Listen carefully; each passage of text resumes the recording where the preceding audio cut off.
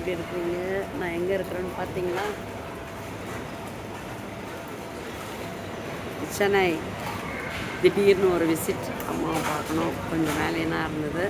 சென்னைக்கு வந்துட்டேன். என்னுடைய பேக்கேஜ்க்காக வெயிட்டிங் பண்ணிகிட்ருக்கேன்.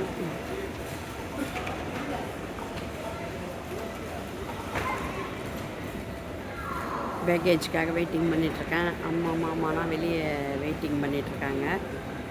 ஓகே, பார்ப்போம். ஒன்றும் பேக்கேஜ் வரல.